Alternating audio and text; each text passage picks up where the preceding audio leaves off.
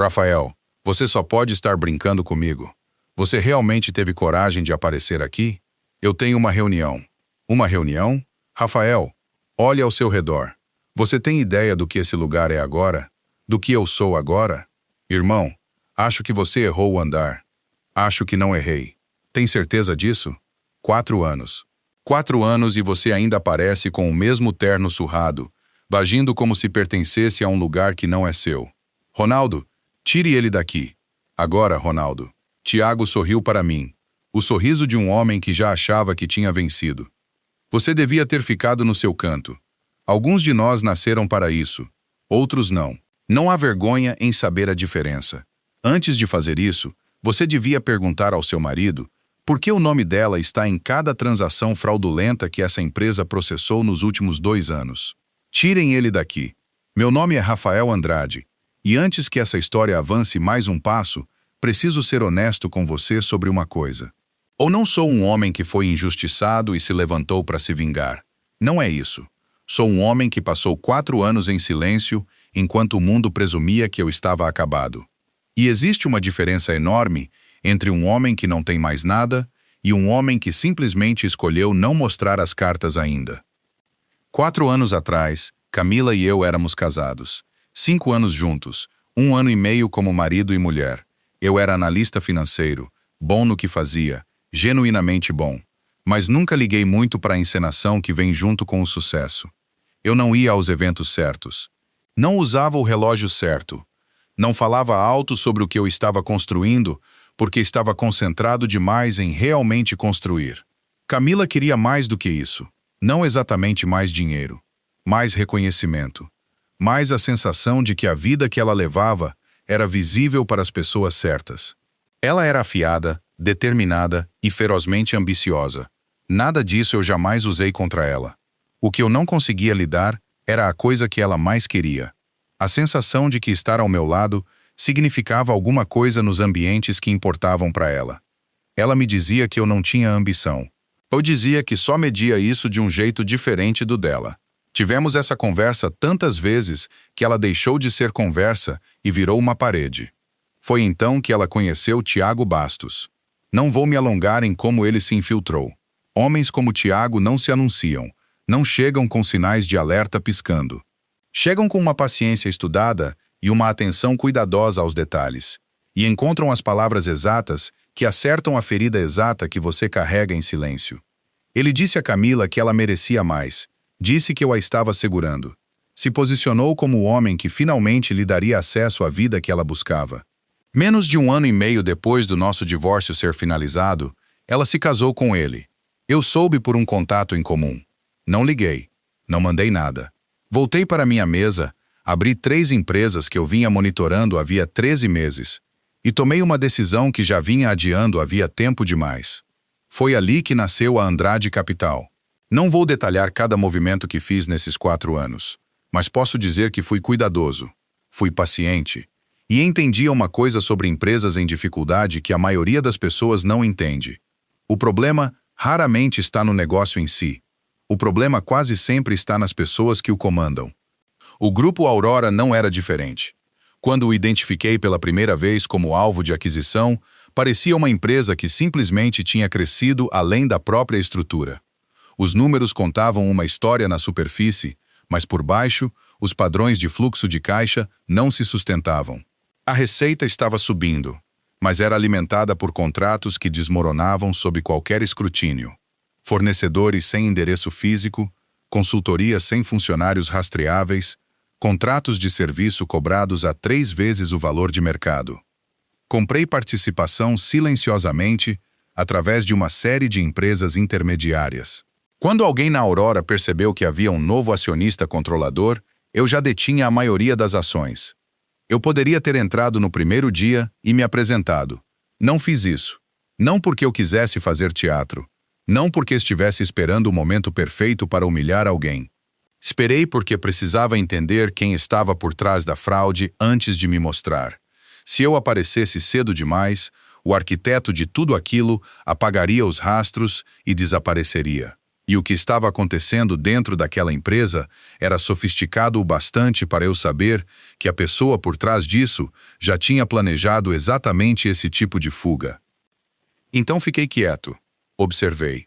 E então, numa manhã de terça-feira em março, vesti um terno, o mesmo tipo que sempre uso, e entrei no saguão do Grupo Aurora pela primeira vez como seu dono. Ouvi a voz dela antes de vê-la.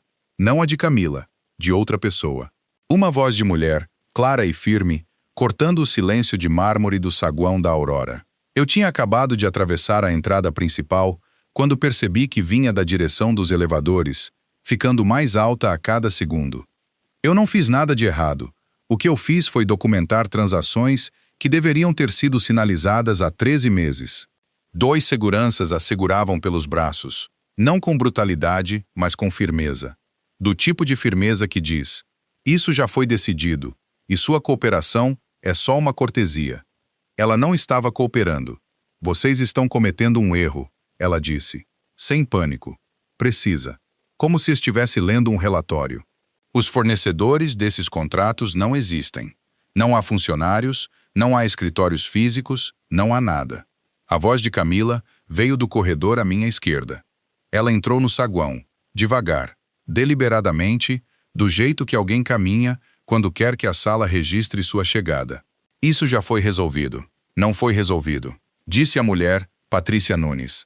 A senhora recebeu meu relatório e enterrou ele. Recebi seu relatório e encaminhei para a assessoria jurídica, que não encontrou fundamento nas suas preocupações. Camila cruzou as mãos à frente do corpo. Calma, ensaiada. O que você fez depois disso?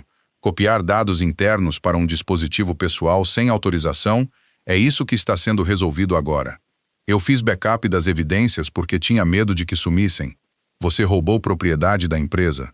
Eu guardei prova de um crime. Elas se encararam por um instante. Então Camila fez um aceno único para Ronaldo, que estava parado ao lado, e disse: acompanhe ela até a saída. Patrícia olhou ao redor do saguão, para os funcionários que fingiam não estar olhando, para os poucos executivos que tinham parado de se mexer, mas não tinham feito nada para intervir. Então ela disse, alto e devagar, dezenas de milhões de reais, sumidos. E cada aprovação tem o nome dela. Ninguém se moveu. Ronaldo deu um passo à frente.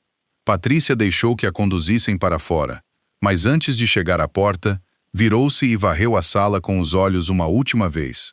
O olhar dela pousou em mim, um estranho de terno simples, segurando uma pasta de couro.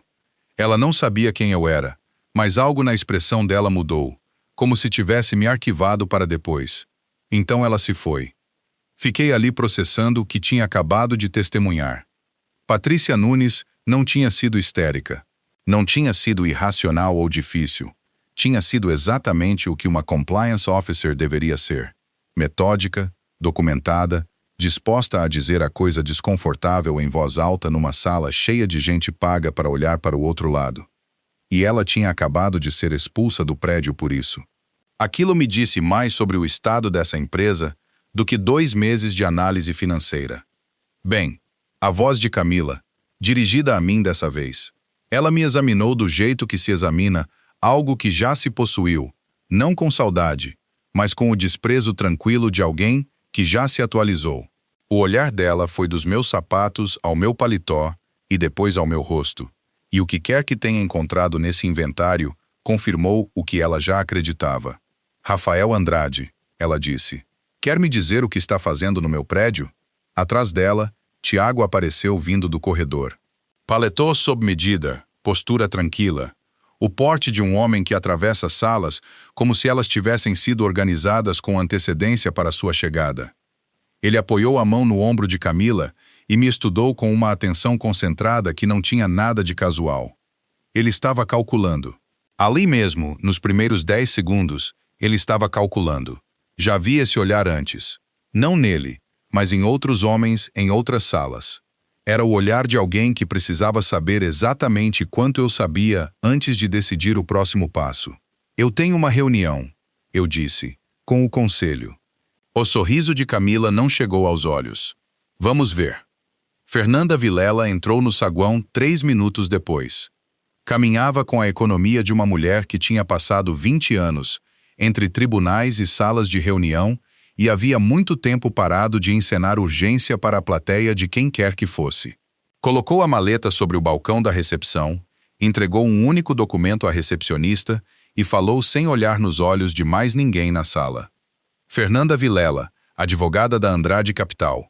O senhor Andrade está aqui como representante autorizado do acionista controlador. Por favor, avisem o conselho que estamos prontos para começar. A recepcionista olhou o documento, depois olhou para Camila. A expressão de Camila não se quebrou, mas algo dentro dela se recalculou. Acionista controlador, ela repetiu. Isso mesmo. E quem exatamente é o acionista controlador? Essa informação está na documentação que o conselho de vocês recebeu há 10 dias, disse Fernanda. Se não foi repassada à diretoria executiva, isso é um problema de comunicação interna, não nosso. Camila me estudou por um longo momento, percorrendo possibilidades. A ideia de que eu pudesse ser quem tinha comprado a empresa simplesmente não entrava nos cálculos dela. Ela tinha passado 4 anos acreditando que eu estava parado no tempo enquanto ela seguia em frente. Essa crença agora era a coisa que me protegia. Então você veio nos auditar, ela disse por fim, em nome de quem quer que tenha comprado participação nessa empresa. Vim para uma reunião de conselho, eu disse. Tiago deu um passo à frente e se posicionou entre mim e Camila. Um movimento que parecia protetor e era outra coisa completamente diferente. Sejam quais forem as preocupações da sua empresa, temos todo o prazer em cooperar, ele disse, a voz acomodada e sem pressa. Mas isso não foi coordenado apropriadamente com nossa equipe jurídica. Então, talvez a gente respire fundo, marque algo para a semana que vem e resolva isso do jeito certo. Ele estava ganhando tempo. A velocidade daquela sugestão me disse exatamente o quanto ele precisava de um adiamento para terminar o que já estava fazendo.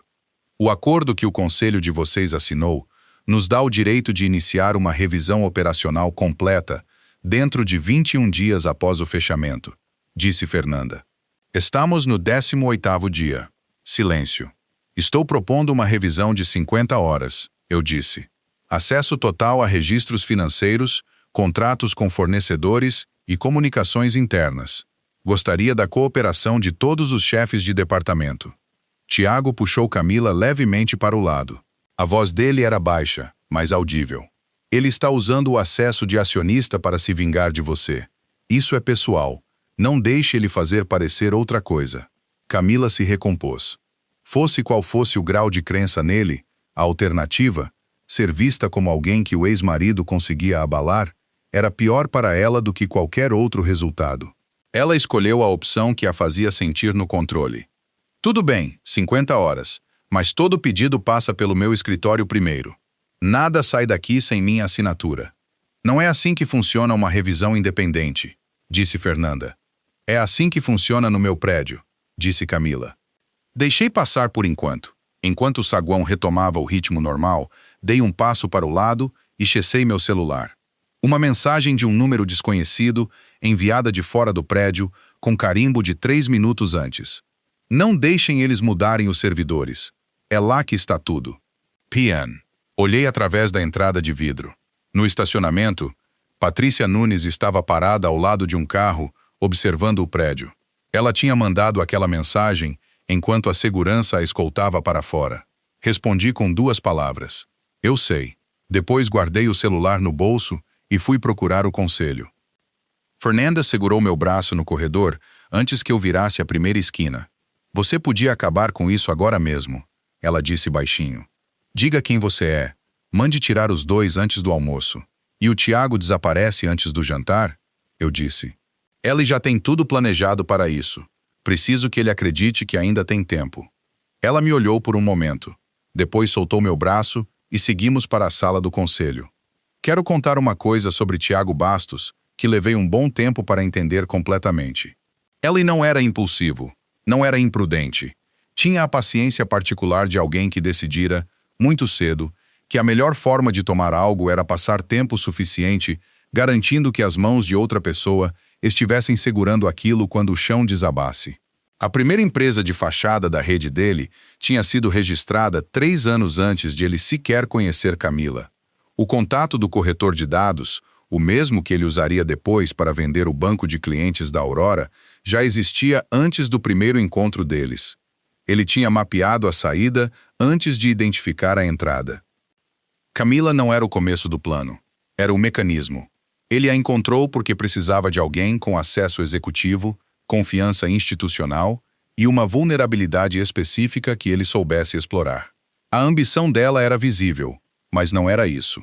A vulnerabilidade estava embaixo da ambição. A necessidade de ser vista como alguém que tinha conquistado tudo sozinha, nos próprios termos, sem a proteção de ninguém. A primeira vez que ele pediu para ela assinar em nome dele foi algo insignificante. Um pequeno contrato de serviço com uma consultoria. Ele estava com a agenda dobrada, disse.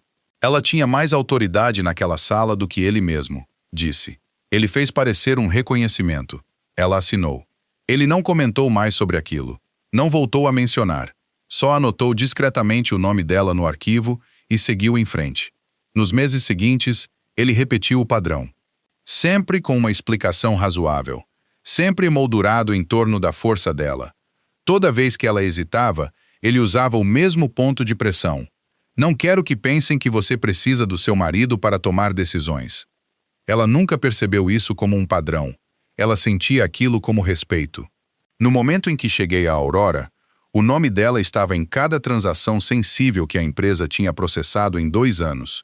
Não porque ela tivesse arquitetado nada daquilo, porque ele tinha passado esses 2 anos construindo um rastro de papel que terminava na assinatura dela e começava bem longe do nome dele. Nos dias seguintes à minha chegada, Camila usou sua autoridade de vice-presidente executiva para restringir meu acesso em todos os níveis. Os chefes de departamento foram instruídos a não liberar documentos sem aprovação dela. A migração de servidores sobre a qual Patrícia tinha me avisado foi silenciosamente aprovada e iniciada. Um memorando saiu ordenando a destruição de registros físicos que tivessem passado do prazo de retenção, uma data que confirmei ter sido silenciosamente alterada 2 semanas antes. Depois ela assinou o documento que Tiago vinha preparando desde o início, uma confirmação formal aceitando responsabilidade executiva final por todos os contratos estratégicos firmados durante sua gestão. Ele disse a ela que era procedimento padrão de governança. Disse que a fazia parecer decidida. Ela acreditou nele, não porque fosse ingênua, mas porque ele tinha passado 2 anos calibrando exatamente quanto mostrar a ela e quanto manter fora de vista. Fernanda me ligou naquela noite. A voz dela tinha aquela neutralidade específica de quem entrega uma notícia que gostaria de não ter que entregar. Ela assinou uma confirmação de responsabilidade pessoal. Cobre todo o contrato de fornecedor e transferência de fundos dos últimos 25 meses. Fiquei em silêncio por um momento. Ele construiu isso antes mesmo de se apresentar a ela, eu disse. É o que a linha do tempo mostra. Fora da empresa, Patrícia e eu estávamos trabalhando com os dados que ela tinha preservado antes de ser escoltada para fora. A estrutura financeira era minuciosa. Empresas de fachada registradas em 3 estados. Fornecedores que cobravam valores inflados e não entregavam nada. Fundos roteados através de intermediários, em quantias pequenas o suficiente para escapar de alertas automáticos. Toda entidade externa levava de volta alguém da rede de Tiago. Toda a aprovação interna levava de volta a Camila. Ele não só usou o cargo dela, eu disse a Patrícia. Ela se casou com ela por isso. Ela sempre foi o ponto de acesso. Patrícia ficou quieta por um momento. Você vai contar a ela? Olhei pela janela para a cidade lá embaixo. Ainda não, eu disse. Se ela for até ele e ele descobrir que sabemos, tudo desaparece até de manhã. Preciso me mover mais rápido do que ele. A reunião do conselho aconteceu na quinta-feira, 2 dias depois da minha chegada, numa sala com janelas do chão ao teto e uma mesa longa com 10 lugares. Camila estava de pé à frente, uma apresentação já carregada na tela atrás dela. Tiago sentava perto da outra ponta, uma cadeira afastada da cabeceira. Perto o bastante para apoiar, longe o bastante para ficar limpo. Ela conduziu o conselho por 21 minutos de projeções de crescimento e propostas de reestruturação. Os números estavam impecáveis. A narrativa era convincente. Ela sempre foi boa nisso, em fazer informação complexa parecer a única conclusão lógica de tudo que veio antes. O negócio que ela propunha Valia 126 milhões de reais. Quando terminou, a sala estava receptiva. Os membros do conselho fizeram perguntas. Ela respondeu sem hesitar. Tiago ficava quieto, com as mãos entrelaçadas. O marido apoiador que sabia melhor do que falar quando a esposa estava cuidando de tudo. Esperei as perguntas diminuírem. Depois peguei o resumo do contrato e fui até a página de assinaturas. Tenho uma pergunta, eu disse. Não sobre as projeções. Esse contrato inclui uma cláusula atribuindo responsabilidade pessoal ao executivo signatário caso o negócio venha a sofrer investigação regulatória. A linha de assinatura designa a vice-presidente executiva como responsável. Coloquei o documento na mesa. Senhor Bastos, o senhor arquitetou esse negócio. Tem sido o arquiteto da direção estratégica da Aurora por 2 anos. Por que seu nome não está nessa linha? A sala se deslocou. Só 1 ou 2 graus, do jeito que uma sala se move quando uma pergunta pousa que ninguém tinha pensado em fazer. Tiago respirou fundo, medido, e escolheu as palavras com cuidado visível. Camila é a executiva de registro. É a principal tomadora de decisão em todas as questões operacionais. Não seria apropriado eu assinar em nome dela. Isso minaria a autoridade dela. Uma resposta perfeita. Disfarçada de deferência. Não deixava nada para agarrar. Observei Camila processar aquilo. Vi o momento em que ela decidiu que minha pergunta era um desafio à autoridade dela. Uma sugestão de que ela precisava de proteção, que não conseguia assumir suas próprias decisões. Que depois de 4 anos, eu ainda a via como alguém que precisava de um homem entre ela e as consequências. Ela pegou a caneta e assinou o nome na frente de todo o conselho. 2 segundos se passaram. Abri a pasta à minha frente e distribuí cópias de um documento de 10 páginas que Fernanda tinha preparado na noite anterior.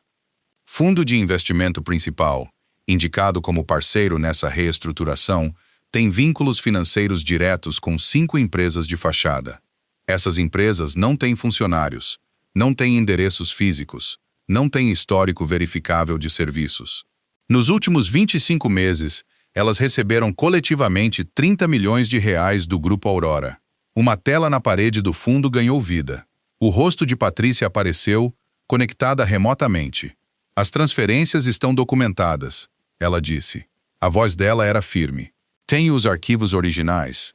As aprovações têm carimbo de data e hora. Posso guiar esse conselho por cada transação, se for necessário. A sala se voltou para Camila. Ela se voltou para Tiago. E na meia fração de segundo antes de ele reorganizar o rosto na expressão apropriada, eu vi. Não era culpa. Não era pânico.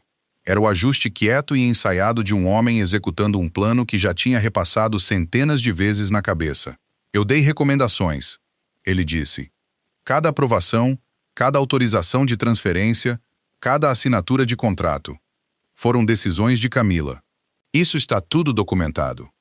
Camila olhou fixamente para ele, não com raiva, ainda, com algo mais silencioso e mais significativo. O primeiro reconhecimento involuntário de que o chão sob seus pés não era o que ela acreditava que fosse. Então ela fez o que sempre fazia quando se sentia exposta. Olhou para mim e atacou. Isso é forjado, ela disse.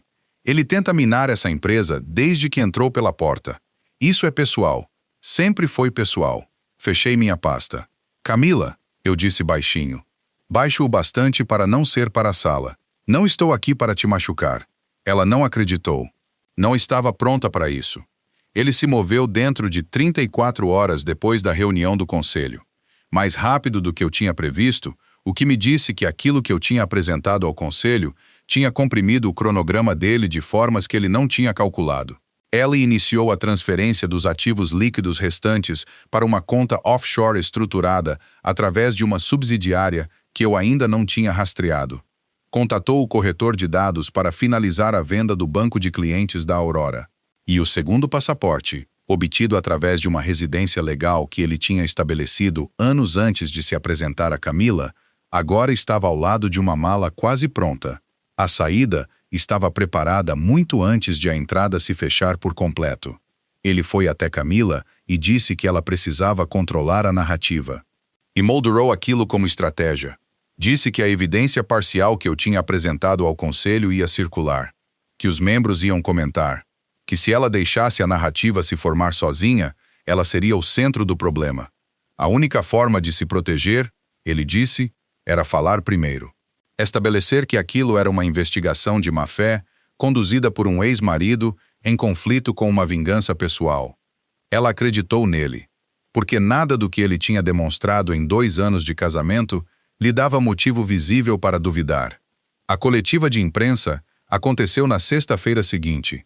Camila ficou diante de um pódio do lado de fora do prédio da Aurora, num terno cinza, composta e deliberada, e disse aos jornalistas reunidos que era alvo de uma campanha coordenada de assédio, movida por um antigo representante de acionista com histórico pessoal contra ela e sem base legítima para sua chamada investigação. Ela foi articulada, foi convincente. As palavras tiveram efeito. Tiago ficou à esquerda dela, segurando sua mão no final, a expressão calibrada com precisão entre preocupação e solidariedade. Ele não falou, não precisava. A presença dele comunicava tudo o que ele pretendia. Sou o homem ao lado da esposa. Não tenho nada a esconder. Naquela noite, enquanto Camila atendia ligações da equipe de assessoria de imprensa, Tiago usou uma sala de reunião da Aurora, reservada sob um pseudônimo de fornecedor, para se encontrar com seu advogado pessoal. O que ele não sabia, o que nenhum dos dois sabia, era que a equipe de segurança de Ronaldo mantinha registros de áudio de todas as salas de reunião internas, como protocolo padrão de responsabilidade civil. As gravações ficavam armazenadas num servidor independente de gestão predial, separado da rede que Tiago tinha organizado para migrar e apagar. Ela nunca soube que aquele servidor existia. Eu receberia essas gravações 2 dias depois. O que continham era a voz de Tiago, firme e profissional, instruindo seu advogado a preparar uma declaração formal, na qual ele se apresentaria como uma testemunha cooperativa, enganada pela própria esposa. Conselheiro de boa-fé. Um homem que tinha feito recomendações e confiado na parceira para executá-las corretamente. Um homem de mãos limpas e nada a esconder. Quando isso estourar, ele dizia na gravação, ela vai ser a única com assinatura no papel. Eu sou só o marido que confiou na esposa. Liguei para Camila naquela noite. Ela não atendeu. Liguei de novo 14 minutos depois. Caixa postal. Mandei uma mensagem pelo escritório de Fernanda, marcada como urgente, pedindo um encontro privado antes do fim da semana. A assistente dela respondeu na manhã seguinte, a senhora Bastos não tem disponibilidade para o senhor Andrade e pede que toda a correspondência futura seja direcionada à assessoria jurídica. Coloquei o celular na mesa e fiquei olhando pela janela por um longo tempo. Eu tinha a gravação, tinha os documentos, tinha o suficiente para agir, mas Tiago ainda tinha a única coisa que eu não conseguia tirar dele, a confiança total e completa dela. E enquanto ela acreditasse que eu era o inimigo, ele podia usar essa confiança para terminar o que tinha começado. Ela partiu numa noite de quarta-feira. Fernanda me ligou às 6h15 da manhã seguinte. 3 palavras antes de eu estar totalmente acordado. Tiago sumiu. A auditoria oficial estava marcada para começar às 9 daquela manhã. Investigadores da Divisão de Crimes Financeiros deveriam chegar à Aurora com uma ordem formal de acesso. Tiago sabia da data havia 10 dias. Tinha sido registrada como parte do processo regulatório e não era confidencial. Ele tinha usado bem esses 10 dias. Quando os investigadores atravessaram as portas da frente do Grupo Aurora, Tiago já tinha transferido o saldo restante da reserva de contingência da empresa, R$ 8 milhões, para uma conta que nossa equipe jurídica levou 3 dias para rastrear parcialmente. O segundo passaporte dele já tinha passado por um terminal internacional de embarque à 1h30 da madrugada. O celular dele estava desligado e não se reconectava a nenhuma rede desde então. Ele não deixou bilhete para Camila, deixou algo pior. Uma carta do advogado dele, entregue por mensageiro no apartamento dos dois às 7 daquela manhã, informando que o marido dela agora colaborava com investigadores federais e estava pronto para testemunhar que ela tinha sido a principal tomadora de decisões por trás de cada transação sob revisão. Soube o que aconteceu depois por Ronaldo, que soube pela segurança do prédio residencial. Ela sentou no chão da sala e não se mexeu por um bom tempo. O cofre do quarto estava aberto e vazio. As roupas dele tinham sumido. Não todas, só o suficiente. O tipo de mala que se faz em 14 minutos quando você já decidiu o que está deixando para trás. A conta conjunta tinha sido reduzida a R$ 280. A carteira de investimentos que os dois tinham construído juntos fora liquidada 4 semanas antes. O dinheiro foi roteado para algum lugar ao qual ela não tinha acesso nem conseguia rastrear. Na Aurora, as coisas se moveram rápido. Os investigadores chegaram e apreenderam os servidores. Os novos, para os quais Camila tinha aprovado a migração. Ela foi levada para depor naquela tarde. Contou tudo o que sabia sobre o papel de Tiago na rede de fornecedores. Deu nomes, datas, contexto. Os investigadores ouviram com atenção. Depois mostraram os arquivos. Cada aprovação trazia a assinatura dela. Cada autorização de transferência tinha sido confirmada por suas credenciais executivas. Cada relação com o fornecedor tinha sido autorizada por documentos que começavam com o nome dela e terminavam com sua assinatura. A confirmação de responsabilidade que ela tinha assinado cobria os 25 meses inteiros. O nome de Tiago aparecia em caráter consultivo em menos de uma dezena de documentos internos, nenhum deles envolvendo autorização financeira direta. O rastro de papel não contava a história do que realmente tinha acontecido. Contava a história que ele tinha passado 2 anos escrevendo. O conselho decidiu suspender meu acesso à revisão até a resolução da questão de conflito de interesse. A coletiva de imprensa de Camila tinha criado dúvida suficiente para isso. Meu acesso direto aos sistemas da empresa foi congelado. Fernanda estava lutando contra a decisão, mas essas coisas seguem seu próprio ritmo. Patrícia foi formalmente presa naquela noite, acusada de extração não autorizada de dados. Os mesmos dados que provavam a fraude agora eram usados para processar a pessoa que os tinha preservado.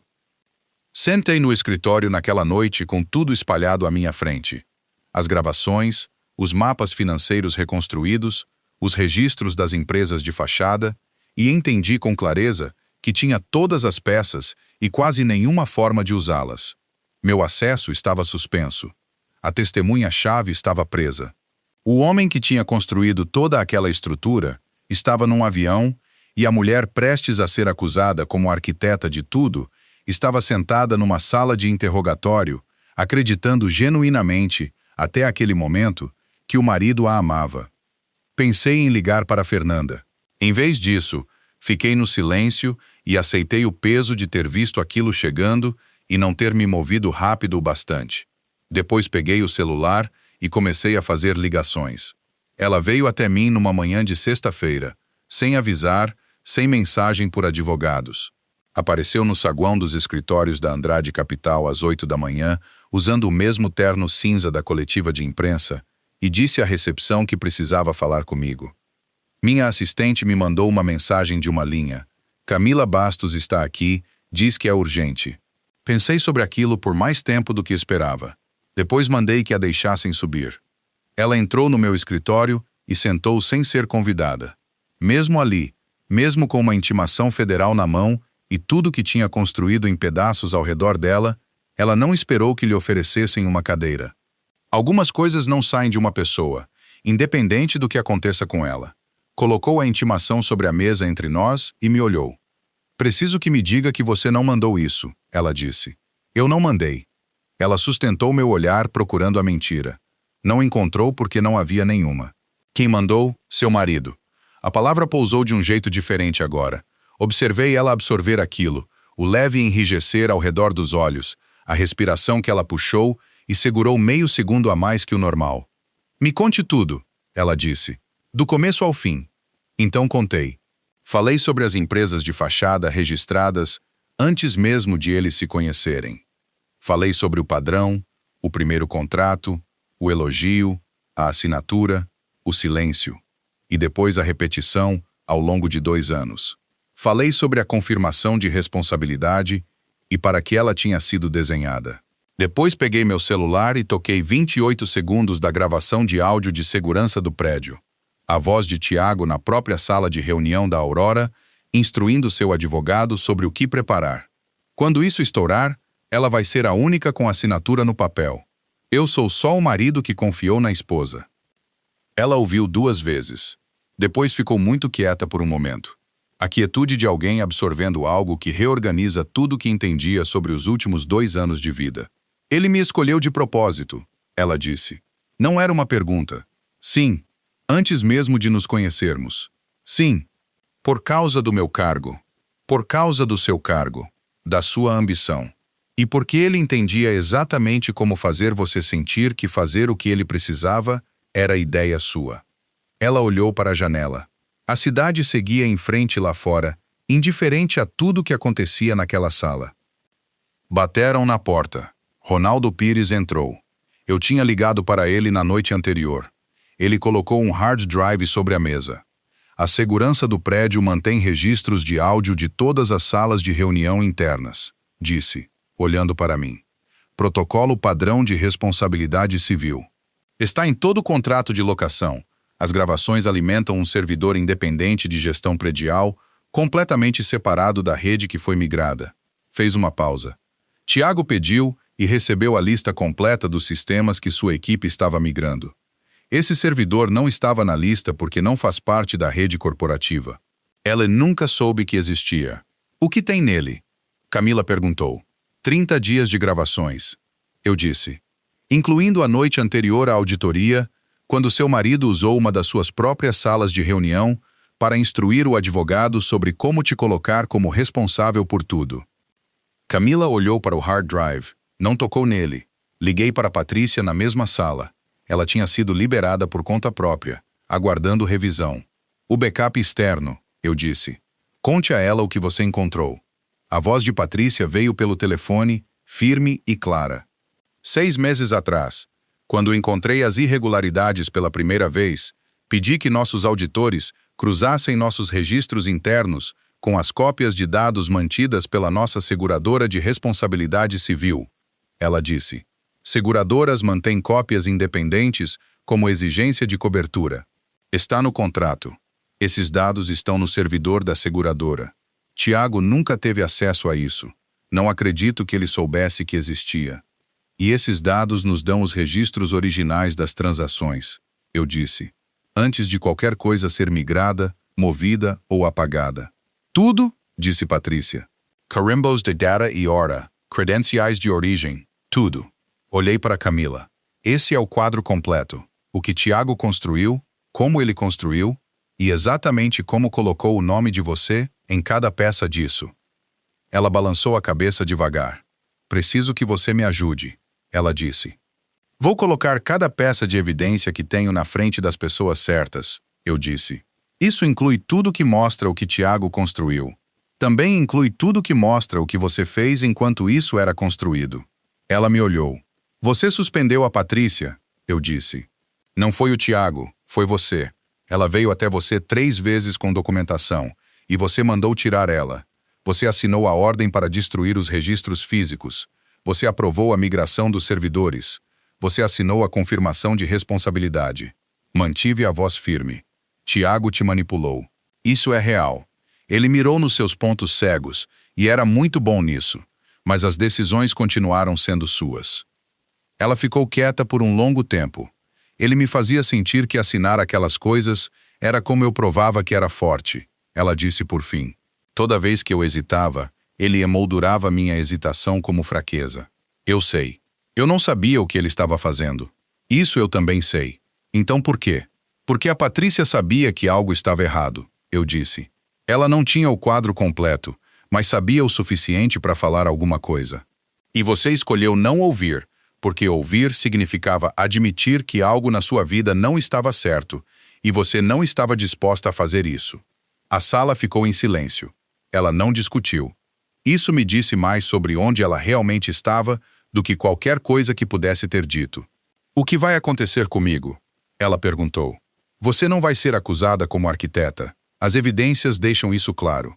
Mas vai ser responsabilizada pela obstrução, pela retaliação contra a Patrícia e pelas autorizações de contrato. Fiz uma pausa. Isso não é pouca coisa. Mas não é o que o Tiago pretendia que você carregasse. Ela balançou a cabeça. Me conte tudo o que você lembra sobre como ele montou aquelas aprovações de fornecedores, eu disse. Cada conversa, cada explicação que ele deu, cada vez que pediu para você assinar algo, e por quê. Ela começou a falar. Eu comecei a escrever. A Assembleia de Acionistas foi marcada para terça-feira de manhã, transmitida ao vivo pelo portal de investidores. A pauta oficial listava como uma atualização estrutural sobre a revisão em andamento. Isso era verdade, até certo ponto. Fernanda tinha passado o fim de semana trabalhando com nossa equipe jurídica e os investigadores federais para confirmar duas coisas: que nosso pacote de evidências estava completo o suficiente para ser apresentado e que a conta offshore para a qual Tiago tinha transferido fundos havia sido congelada com sucesso por uma ordem judicial de emergência protocolada discretamente no sábado à tarde. Ele ainda não sabia do congelamento. Esse era o ponto. Fiquei à frente da sala de reunião, às 9 daquela manhã, com uma câmera ligada e transmissão aberta para 30 partes interessadas em 8 estados. Olhei para a câmera por um momento antes de falar. Meu nome é Rafael Andrade, eu disse. Sou o fundador da Andrade Capital e o acionista controlador do Grupo Aurora. Comprei essa empresa há 8 meses. Estou revelando isso publicamente pela primeira vez hoje. Deixei aquilo pousar. Depois os guiei por tudo. As empresas de fachada, 5 delas registradas em 3 estados, anos antes de Tiago sequer conhecer Camila, todas rastreáveis a indivíduos da rede dele. A estrutura de pagamentos, 30 milhões de reais extraídos ao longo de 25 meses por contratos com fornecedores que não entregavam nada. O padrão de autorização, cada aprovação roteada pelas credenciais de Camila, cada memorando consultivo redigido por Tiago e confirmado pela esposa, a confirmação de responsabilidade, a migração de servidores, a ordem de destruição de documentos e depois a linha do tempo por baixo de tudo isso, mostrando que a primeira entidade tinha sido registrada antes de ele identificar Camila como seu ponto de acesso. Que o contato do corretor de dados era anterior ao relacionamento deles em mais de um ano. Que o passaporte da fuga dela tinha sido solicitado antes mesmo das fotos do casamento. Isso nunca tinha sido oportunismo. Era arquitetura desde o começo. Toquei 21 segundos do áudio de segurança da sala de reunião. Distribuí o pacote de documentos recuperados através do backup independente da seguradora. Dei ao conselho e aos investidores tudo o que precisavam para ver a forma completa do que tinha sido construído dentro da empresa deles. E por quem. Depois disse a parte que eu tinha planejado com cuidado. Os fundos que o Sr. Bastos transferiu antes de sua partida estão atualmente numa conta congelada por ordem judicial desde sábado. O congelamento não pode ser suspenso sem sua presença física e verificação biométrica numa instituição financeira designada. Fiz uma pausa. A conta contém aproximadamente 6 milhões de reais. O Sr. Bastos acredita que tem acesso a ela. Não tem. E a única forma de tentar destravá-la é voltando. Fernanda tinha me avisado que isso era um risco. Havia uma versão dessa história em que Tiago simplesmente aceitava a perda e desaparecia para sempre. Mas eu tinha passado semanas estudando como ele operava. E o que tinha aprendido era que ele não abria mão de dinheiro que acreditava já ser dele. Era preciso demais para isso, seguro demais do próprio planejamento. Em nenhum momento, em toda a construção desse esquema, ele tinha deixado valor relevante na mesa. Ele voltou na quinta-feira. Entrou na sala de reunião privada do próprio escritório do advogado, presumivelmente lá para negociar termos como testemunha cooperativa, ainda operando sob a suposição de que Camila seria o nome no centro de cada acusação formal. Os investigadores federais estavam esperando. Ele tentou entregar sua declaração preparada, aquela que o descrevia como um conselheiro de boa-fé, enganado pela esposa. Os investigadores deixaram ele terminar. Depois colocaram à frente dele as linhas do tempo de registro das empresas de fachada, as comunicações com o corretor de dados, a cronologia completa e a gravação de áudio da sala de reunião da Aurora. Ele pediu pelo advogado. O advogado, descobriu-se, tinha recebido uma cópia do pacote completo de evidências naquela manhã, junto com um documento separado, apontando a própria exposição do advogado pelas declarações preparadas em nome de Tiago. O advogado o aconselhou a parar de falar. Os investigadores prenderam Tiago antes do meio-dia. Patricia foi liberada da custódia naquela mesma tarde. As acusações contra ela foram formalmente retiradas. Os dados que ela tinha preservado, os dados pelos quais tinha sido presa, foram incorporados como prova material na acusação. Eu estava no escritório de Fernanda quando recebi a ligação confirmando. Fiquei com a notícia por um momento antes de dizer qualquer coisa. Camila não foi processada como principal responsável, mas os termos não foram leves. Ela enfrentou acusações de obstrução da auditoria interna, retaliação contra uma denunciante protegida e autorização de transações sem a devida diligência. Ela não contestou as acusações. No dia seguinte ao encerramento do processo, ela veio ao meu escritório uma última vez. Sentou e perguntou se havia algum caminho de volta, não para o nosso casamento. Ela foi clara quanto a isso. Ela se referia à empresa, um cargo, alguma versão de futuro profissional dentro do lugar ao qual tinha dado anos de vida. Pensei em Patrícia Nunes, parada naquele saguão com segurança nos 2 braços, dizendo a verdade para uma sala cheia de gente que já tinha decidido não ouvir. Não, eu disse. Acho que você entende por quê. Ela balançou a cabeça. Não discutiu. Levantou, pegou a bolsa e saiu. 4 meses não é muito tempo para reconstruir uma empresa. É, porém, tempo suficiente para entender o que a empresa realmente era, antes de alguém decidir usá-la como conta bancária pessoal. O Grupo Aurora tinha infraestrutura real, clientes reais e pessoas reais que apareciam todas as manhãs, havia anos, sem qualquer conhecimento de que o chão sob elas estava sendo esvaziado. 770 funcionários, gente com financiamentos, famílias e planos de aposentadoria que chegaram a semanas de desaparecer por causa de decisões tomadas em salas para as quais nunca foram convidados. Essa foi a parte que ficou comigo por mais tempo. Não a precisão de Tiago, nem a cegueira de Camila. Os 770. Os fundos recuperados, pouco mais de 22 milhões dos 30 que tinham sido extraídos, foram diretamente para uma conta protegida dos funcionários. Salários, benefícios, contribuições de aposentadoria. Um fundo separado foi criado para cobrir qualquer lacuna que surgisse durante o período de reestruturação. Ninguém perdeu o emprego por causa do que Tiago tinha feito.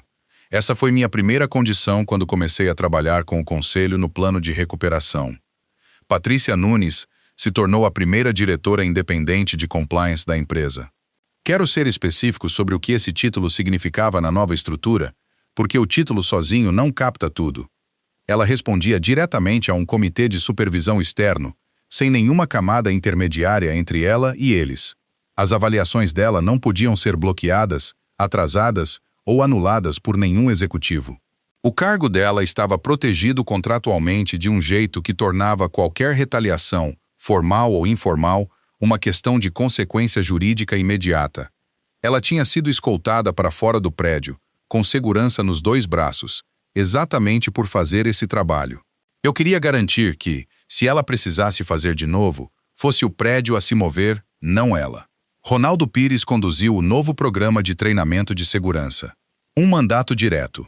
Funcionários tinham o direito e a responsabilidade de recusar ordens retaliatórias, humilhantes ou ilegais, sem risco ao emprego. Ela mesmo construiu o currículo.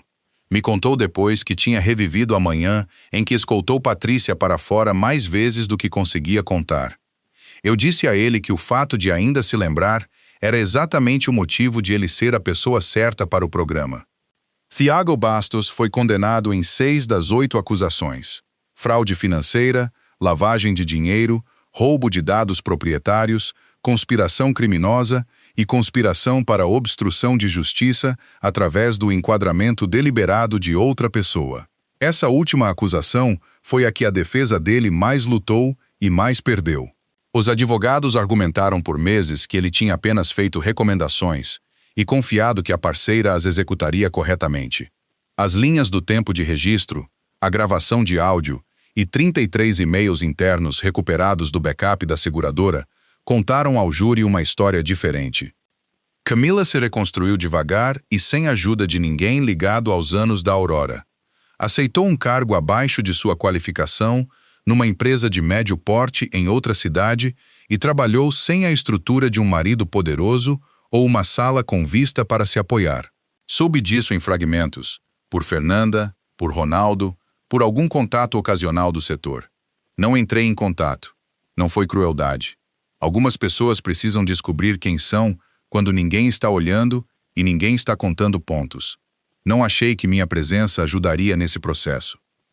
Na manhã em que o saguão da Aurora reabriu depois da reforma completa, novo layout, nova sinalização, um novo painel de valores instalado onde antes ficava a antiga identidade corporativa, entrei pela porta da frente do mesmo jeito que sempre fiz. Um gerente júnior correu para segurar a entrada executiva aberta. Fiz um gesto dispensando ele e atravessei as portas principais junto com todo mundo. Parei diante do painel de valores. Passamos mais tempo naquelas palavras do que em quase qualquer outra coisa durante a reestruturação, porque acredito que as palavras que uma organização coloca nas paredes são ou uma promessa ou uma mentira. E eu não tinha interesse em decorar aquele saguão com mais uma mentira.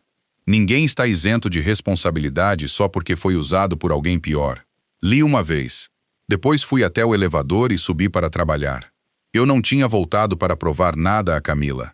Não construí o que construí para responder às pessoas que um dia me olharam e decidiram que eu não pertencia às salas que importavam. Voltei porque 770 pessoas precisavam de alguém que garantisse que o chão sob elas se sustentasse. Isso sempre foi motivo suficiente. Aqui está o que eu quero que você leve dessa história, se levar alguma coisa. As pessoas mais perigosas na sua vida raramente são as que te ameaçam abertamente. São aquelas que descobrem o que você precisa acreditar sobre si mesmo e depois entregam isso a você, com cuidado e constância, em troca de exatamente aquilo que precisam de você. Tiago nunca forçou Camila a fazer nada. Ele fez ela sentir que fazer o que ele precisava era a ideia dela. Usou a ambição dela, o orgulho dela e a necessidade dela de ser vista como alguém que tinha conquistado tudo sozinha, nos próprios termos. Transformou as forças dela no mecanismo da própria ruína. E aqui está a verdade desconfortável, que pode acontecer com qualquer um de nós, não porque somos fracos, mas porque as pessoas que operam assim são pacientes, precisas e estudam você antes de agir. A proteção não é a desconfiança. A proteção é se manter honesto consigo mesmo sobre por que você está fazendo o que está fazendo e ouvir as pessoas na sua vida que dizem que algo está errado, mesmo quando ouvir é inconveniente. Patrícia disse que algo estava errado. Disse isso 3 vezes.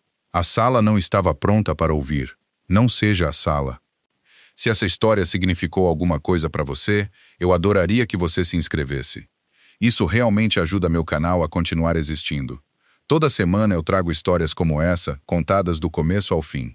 Porque o final é sempre a parte que mais importa. Toque no botão de inscrever. Deixe um comentário se algo aqui ficou com você e te vejo no próximo vídeo.